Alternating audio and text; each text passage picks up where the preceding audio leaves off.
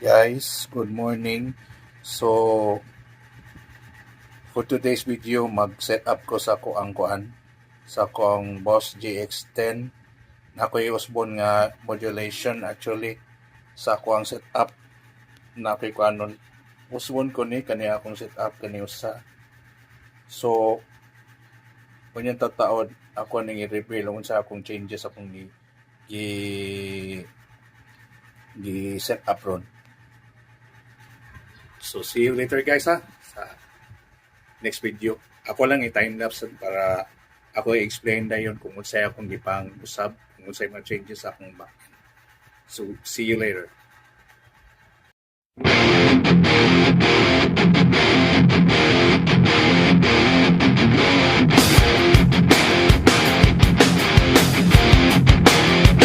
To my mother, to my father, it's your son or it's your daughter.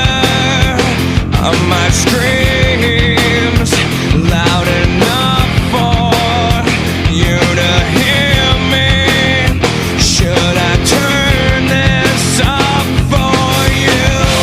I sit here locked inside my head, remembering everything you said.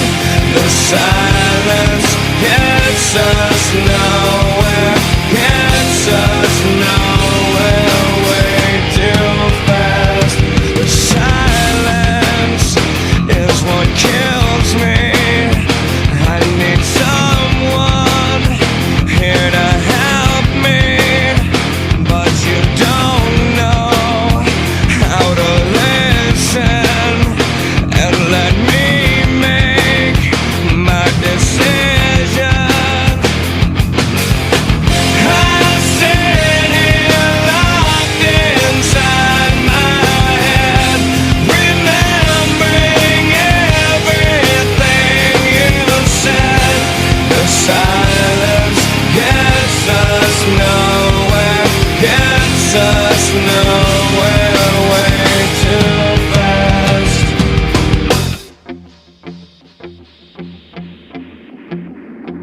All your insults and your curses make me feel like I'm not a person, and I feel like I am nothing, but you made me, so do something, 'cause I'm fucked up, because you are need attention, attention you couldn't give. I sit here locked inside my head, remembering everything you said. The silence gets us nowhere, gets us nowhere, way too fast. I sit here locked inside my head, remembering everything. So, mao na to guys. As you can see sa akong patch, mao na akong game mo ganina sa introduction ako sa akong video earlier. Mao ni giusab nako ang BLC nga patch to initialized memory na siya, ako man siya gilistan tanan nga patch. So from here sa manual mode ko nagamit, wala ko ni gamit sa preset sa Boss GX10.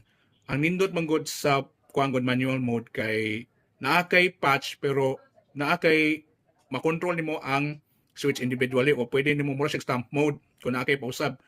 So mo na akong gibuhat sa first nako nga kanang manual mode, sa manual down kaning amp 1 or sa back end ani kay high gain ni siya, kani siya kanang gitudlo. So kani naani siya usa ka switch. So as you can see, na nabutang ko solo switch. Kani siya double sound ni siya from high gain to solo switch. Ang solo switch kato nanay delay. So ako i-demonstrate nyo kadil. Indo siya sound bugat. Which is kanang mo ni ang ganahan jud. Kung ganahan ka musolo-solo something, mo na siya.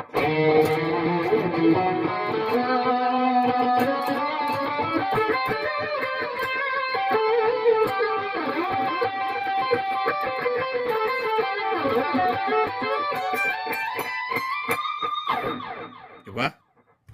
So mo ni ako ang kuan, ako ang setup. Then nasa ko'y lain nga patch usa kani sa usa ka stamp nako. Mo ni siya ang overdrive. So kani siya sa effects kuan nako back end. Mo ni siya ang Boss SD1 super drive ni siya. So akong ipadungod ninyo nga sana kani siya gikan ko sa amp 1. So high gain.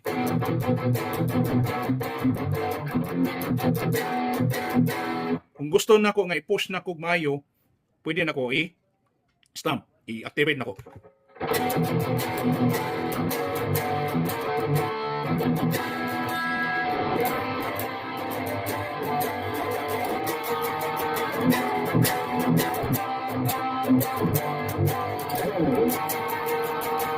Diba?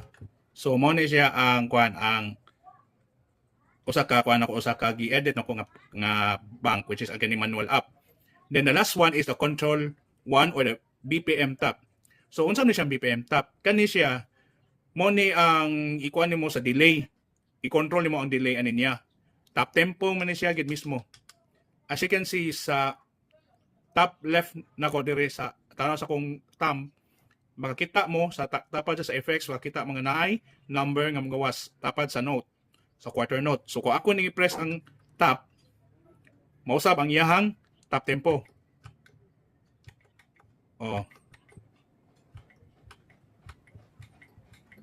Diba? Magdepende na nako. Gusto nako faster, dako yung increments magawas 104, usay mo 40, ana 198. Kung ako ipa-slow down,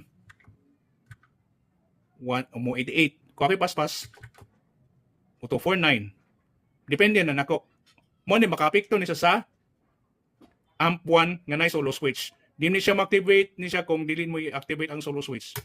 So, sa Poland ta mga kanito 249 ni siya.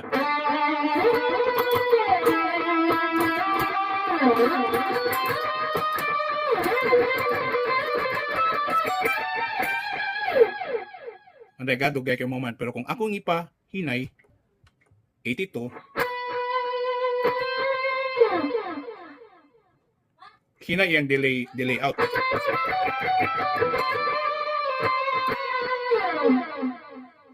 Pero kung katong paspas, dili ra muwa. Manday mo?